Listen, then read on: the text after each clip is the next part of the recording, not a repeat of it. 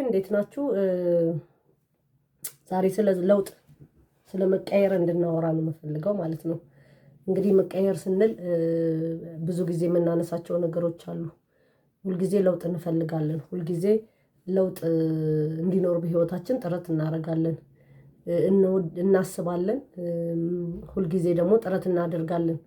መቀየር የምንፈልገው ግን ምንድነው የሚለውን ብዙ ጊዜ ላናውቀው እንችላለን ማለት ነው። ስለዚህ ዛሬ የምንነጋገረው በዚህ ፕሮግራም ለመቀየር ምን ያስፈልጋል የሚለውን፣ ለውጥስ እየፈለግን ነው ወይ ያለውን የሚለውን ነው የምንመለከተው። ቤተሰቦቼ ይሄንን ቻናል ሼር ያላደረጋችሁ፣ ሰብስክራይብ ያላደረጋችሁ፣ ቤተሰብ ያልሆናችሁ ሰዎች ቤተሰብ እንድትሆኑ ጋብዛችኋለሁ። አመሰግናለሁ። ወደ ፕሮግራሙ እንሄዳለን።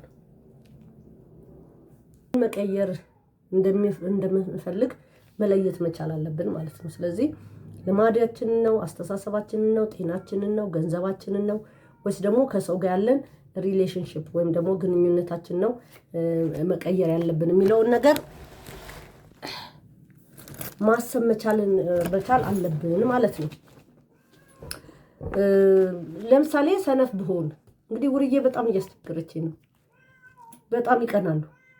የኮጭ ደግሞ አንዱ ይጣል እንቆይ ላስገባው። ስለዚህ ምንድነው ምን መቀየር ነው የምፈልገው የሚለው መለየት መቻል አለበት ማለት ነው። ልማዴን ነው መቀየር የምፈልገው፣ አስተሳሰቤን ነው መቀየር የምፈልገው፣ ጤናዬን፣ ገንዘቤን ወይስ ከሰው ልጅ ጋር ያለኝ ግንኙነት እሱ ነው ወይ መቀየር ያለበት የሚለውን ነገር ማየት መቻል አለብን፣ መለየት መቻል አለብን ማለት ነው። ሁለተኛውና ትልቁ ኮሩ ደግሞ ለውጥ እንዴት ነው የሚመጣው? በአንድ ጊዜ የሆነ ተአምር ተደርጎ በአንዴ ከስንፍና ወደ ጉብዝና ወይም ከገንዘብ የሌለኝ ከድህነት ወደ ሀብት እንደዚህ ሊመጣ እንደማይችልና በትንሹ ለውጥ እንደሚመጣ ማሰብ መቻል አለብንና እየተለማመድ ነው የምንመጣው ነው ማለት ነው። ለምሳሌ በራሴ ልንገራችሁ። እኔ በራሴ ከዚህ በፊትም የጀመርኩት ዳይት አለ። ዶክተር ቤሪን በዩቲዩብ እየሰማው ለምሳሌ ሰውነቴ ላይ ሁለት አይነት ሰውነት እንዳለ፣ ይሄ ጮማው ክፍል የኔ እንዳልሆነ፣ የኔ ደግሞ ራሱ የሰውነቴ ክብደት ለምሳሌ ሜትር ከኦልሞስት ከ65 ኦር ከ69 አይደለም ከ65 ነው መሰለኝ ወይ እንደዛ ነገር መሰለኝ ቁመቴ። ከዛ ለዛ ሰውነት ለዛ ቁመት ከ65 እስከ 70 ነው ኪሎ። እኔ ግን አሁን ስንት ኪሎ ነኝ? 79 ኪሎ ነኝ ማለት ነው። ስለዚህ ኦልሞስት ወደ 20 ኪሎ ሰውነቴ ላይ ምንም የማይጠቅም ለኔ ክብደት የሆነ በሽታ የሚያመጣ፣ ስኳር የሚያመጣ፣ ደም ብዛት የሚያመጣ፣ ኮሌስትሮል የሚያመጣ፣ አልፎም ተርፎም ደግሞ የልብና የሌላ ችግር የሚያመጣ በሽታ የሚያመጣን ሰውነት ተሸክሜያለሁ ማለት ነው። ይሄ ደግሞ ከየት ነው የመጣው? የምበላቸው ምግቦች ማለት ነው። የምበላቸው ምግቦች መጠናቸው ብዙ ሆኖ ሳይሆን ምንድነው ጮማ ወዳለው፣ ጣፋጭ ነገር ወዳለው፣ ነጭ ዳቦዎችን ወዳለው፣ የተጠባበሱ ነገሮችን ወዳለው ማለት ነው። እድሜ ልኬን ስበላ እዚህ የደረስኩት በእንደዚህ አይነት ነገር ነው ማለት ነው። ስለዚህ አሁን በጣም እየጨመረ 89 ደርሼ ነበር። በጣም እየጨመረ ሲመጣ ያመኝ ጀመር ማለት ነው። ያመኝ ጀመርና መንቀሳቀስ አልቻልኩም ማለት ነው። ይሄ የእግሬ መገጣጠሚያ ላይ ፎቅ መውጣት አልቻልኩም። በቃ ፎቅ መውጣት አልቻልኩም። በዚህ ላይ ደግሞ ሰው ወክ ለምን አታረጊም ምናምን ሲለኝ ወክ ማድረግ ራሱ እኔ አልወድም። አሁን በሰው ላይ አልፈርድም። ለምን እንደማልፈርድ ልንገራችሁ። ለካ ይሄ ሰውነታችን የሚፈልገው ፕሮቲኖችን ነው። ካርቦሃይድሬት ነበር እኔ የምሰጠው። ስለዚህ ድካም ላይ ነው። ፕሮቲን ጉልበት የሚሰጠው ሆኖ ሳለ ኢነርጂ ብቻ እየሰጠው ሰውነቴ ስለሚደክም ስፖርት መስራት አልችልም፣ ይደክመኛል። ትንሽ መንገድ ከሄድኩ ይደክመኛል። ፎቅ መውጣት አልችልም ማለት ነው። ሶ እድሜ ለዶክተር ቤሪ ድንገት ዩቲዩብ ላይ ስንሸራሸር አገኘሁት ማለት ነው። እና መስማት ስጀምር መብላት ያለብን ነገሮች እነዚህ ናቸው፣ ማስወገድ ያለብን ነገሮች እነዚህ ናቸው አለ ማለት። አንዳንዴ ሰዎች ክብደታቸውን ሲቀንሱ አይታችሁ እንደሆነ በፍጥነት ይቀንሳሉ። ከዛ ቆዳቸው ሁሉ ሲሸበሸብ ምናምን በጣም መቅጠናቸው ቆንጆ ሆኖ ሳለ መልካቸው ደግሞ በጣም ደስ የማይል ነገር ሲሆን እናያለን ማለት ነው። ስለዚህ ምንድነው ያደረኩት? ፕሮቲኖችን መብላት ጀመርኩ ማለት ነው። እነዛ ጮማ የተባለው ምናምን ግን አሁን ይሄ ለውጥ ልነግራችሁ ነው። ግራጁዋሊ ነው የሚመጣው። ምን ለማመድ መቻል አለብን ማለት ነው። እና ውል ሲለኝ ያ ጮማ ትዝ ይለኛል። አሁንም በቃ ደስ ይለኛል። ጠዋት ፈጢራን መብላት እነ ምናምን መብላት፣ ይሄ በነጭ ዱቄት የተሰሩ ነገሮችን መብላት፣ ሳንዱች መብላት ምናምን። አንዳንዴ ምን እላለሁ መሰላችሁ? ራሴን መግዛት መልመድ መቻል አለብኝ እላለሁ። እየፈለኩ መተው በፊት እየፈለኩ መተው እንዳለብኝ ራሱ አላስብም ነበር። የምፈልገውን ነገር ማድረግ አለብኝ ብዬ ነበር የማስበው። ስለዚህ ኢሚዲየትሊ ወዲያው ከ89 ወደ 79 10 ኪሎ ቀነሰ። አሁን እየወጣ እየወረደ ነው። የራሴን ችግር ስለሆነ ማለት ነው። እና ለውጥ ቀስ በቀስ እንደሚመጣ ማመን መቻል አለብን ማለት ነው። ሌላው ደግሞ አስተሳሰብን መቀየር።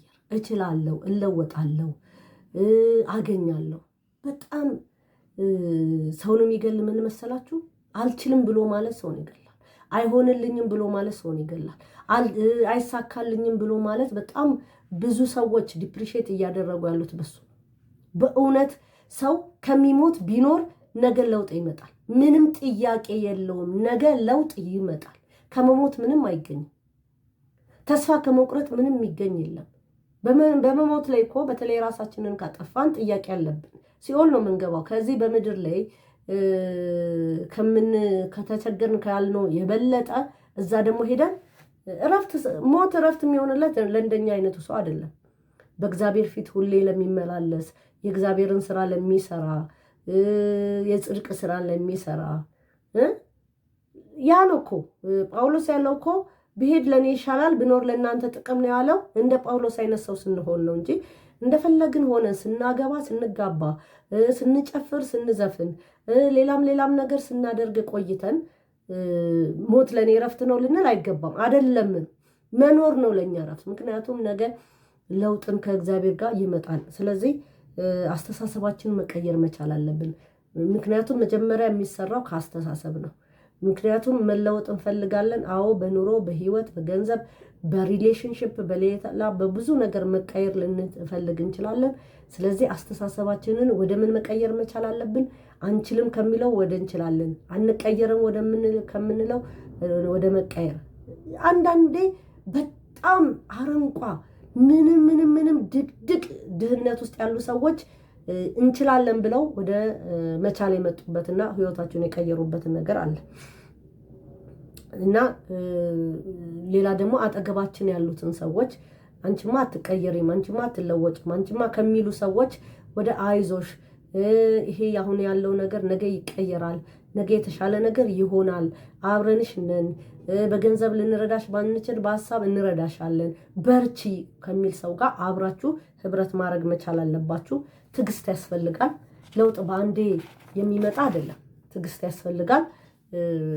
ቅድም እንዳልነው ግራጁዋሊ ቀስ እያለ ስለሚመጣ ማለት ነው። ሌላ በፍጹም ችግሮች ቢገጥመን እንኳን ራሳችንን መጥላት የለብንም። ራሳችንን መውደድ መቻል አለብን። ብዙ ሰዎች ራሳቸውን የማይቀየሩበት ምክንያት ስለ ራሳቸው ስለሚንቁ ራሳቸውን ይንቃሉ። ራሳቸውን መቀየር አልችልም፣ እኔ ደደብ ነኝ፣ እኔ ደካማ ነኝ፣ እኔ ኃይል የለኝም፣ እኔ እንደውም አንዳንዴ ይገርመኛል ሰው እግዚአብሔር አይወደኝም ሲል። እንዴት ነው እግዚአብሔር የማይወድ? እግዚአብሔር ምናልባት የሚጠላው ላችን ላይ ያለ ኃጢአታችንን ሊሆን ይችላል። ኃጢአት የምንሰራውን ኃጢአት አይወደውም። እግዚአብሔር ፈጥሮን እንዴት ነው የሚጠላል? እግዚአብሔር እኮ እግዚአብሔር ነው፣ በጣም ራሽናል ነው። እና እግዚአብሔር እኛም ራሳችንን እንድንወድ ነው የሚፈልገው። እና ዛሬ ለመቀየር ዛሬ መጀመር መቻል አለብን።